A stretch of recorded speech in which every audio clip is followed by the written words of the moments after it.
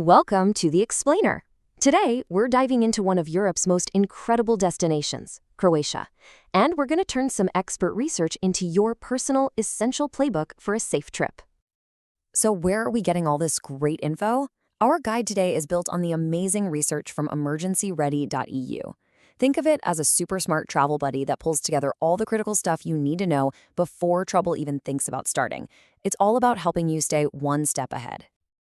All right, so we've broken this down into 4 key parts: your lifelines, the risks to watch for, mastering the roads, and a final checklist. Simple, right? Let's jump right in. Okay, section 1, the lifelines. We're talking about your most important connections when you're in a pinch.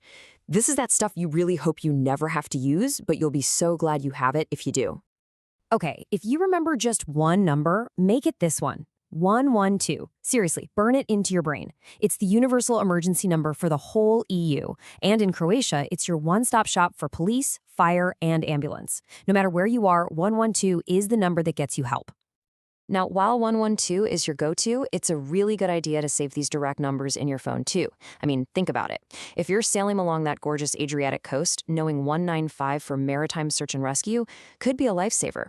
And if you're driving, 1987 for roadside help, absolutely essential. And it's not just about phone numbers anymore. Croatia is super modern about keeping you safe. They've got this dedicated app, HR112 Upozornje, that'll send alerts right to your phone based on where you are. So think wildfires, earthquakes, stuff like that. Plus, they use a nationwide cell broadcast system. This means they can ping every single phone in a specific area if there's a major emergency. Pretty cool, huh? Section 2, the landscape of risks.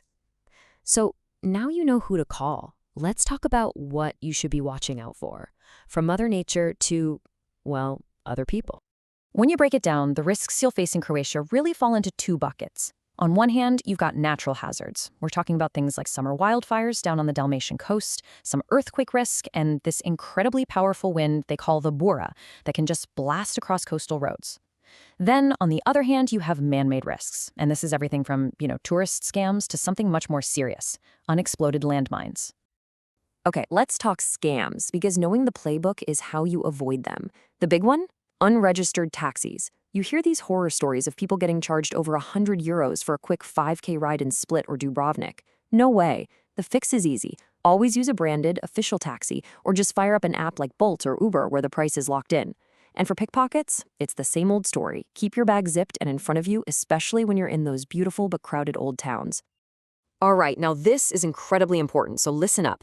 In some rural parts of the country, we're talking about former conflict zones like in Slavonia and Lika, there is a very real danger from unexploded landmines.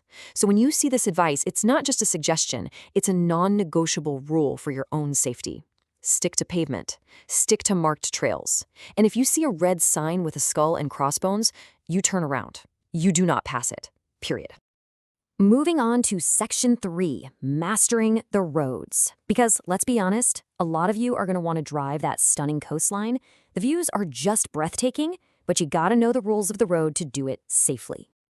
So, are you planning to get behind the wheel in Croatia? If the answer is yes, then these next few slides are basically your driver's cheat sheet. And you'll want to pay attention because some of these rules might be a little different from back home. Speed limits are pretty much what you'd expect in Europe. You're looking at 130 kilometers per hour on the motorways, which is about 80 miles per hour. In towns, it drops down to 50 kph. But here's the thing. They are very strict about enforcement, especially with speed cameras in the cities. So, watch your speed. Now this is a big one. This list right here, it's not a suggestion. Every single one of these items is mandatory to have in your car. The police do spot checks, and yeah, they will find you if you're missing something. And the most important little detail, that reflective vest has to be in the cabin with you, within arm's reach, not in the trunk. The whole idea is you put it on before you even open your door on a busy road. When it comes to drinking and driving, the limit is 0.05%. Now, that's pretty strict.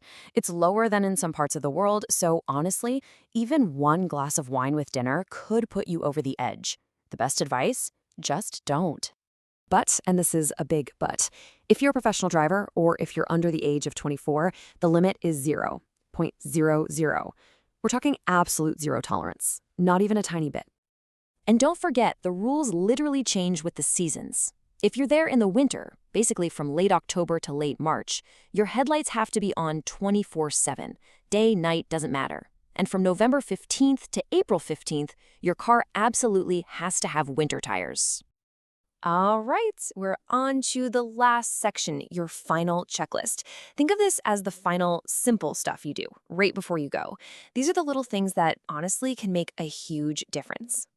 Seriously, just running through these 5 quick steps puts you in such a better position. Save those numbers in your phone, get the alert app, taking a quick photo of your passport and insurance card, total lifesaver if you lose the real thing. And yeah, always have a bit of cash, save €50 for those little things like road tolls or a cafe that's cash only. Look, nobody expects you to become fluent in Croatian overnight. But just knowing these 4 phrases, my goodness, it can make a world of difference in a real emergency. A pomoć, for help, just try say them out loud a few times. Being able to ask for help clearly is just priceless. At the end of the day, all this prep isn't about being scared. It's the opposite. It's about giving yourself the confidence to relax and really, truly enjoy everything this amazing country has to offer. So take these tips, be smart, and you'll have the freedom to see exactly why the locals called their home Lijepa Naša, our beautiful one. Sretan put, have a safe journey.